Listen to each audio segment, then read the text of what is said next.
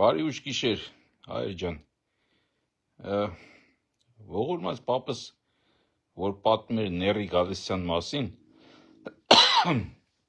որ ասում էր մարդիկ կլինեն, որ ինքնուրույն կգնան,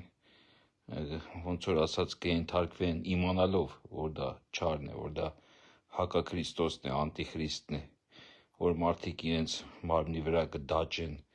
այդ ուրեմն թվերը, որ մարդիկ կստորագրեն իրենց հոգին,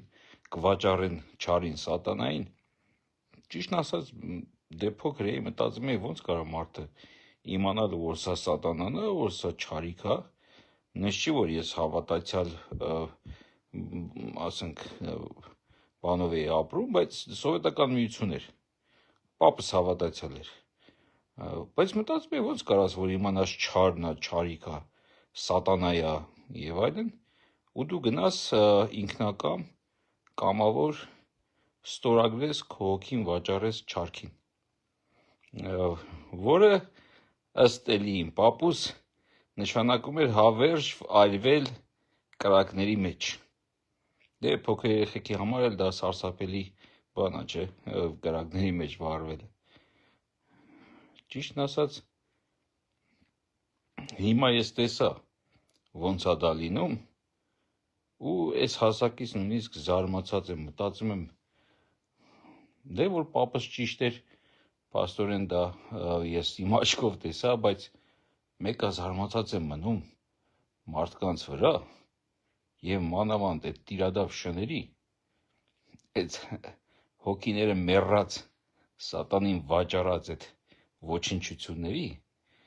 որ իրանք գոնե չեմարանում անցել են այդ մասին, պետքա որ իմանան, այդքան, այդ աստիճանի իրանք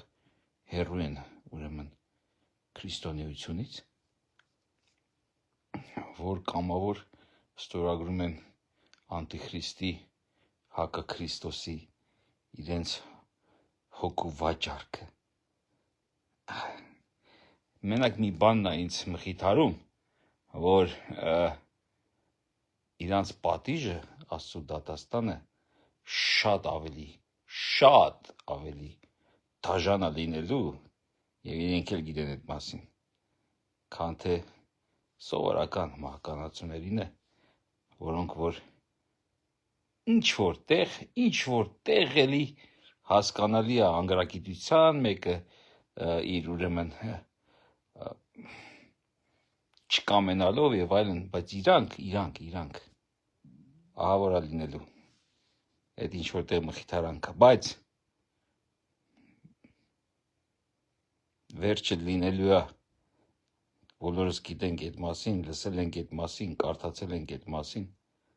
իրանք թող մտածեն,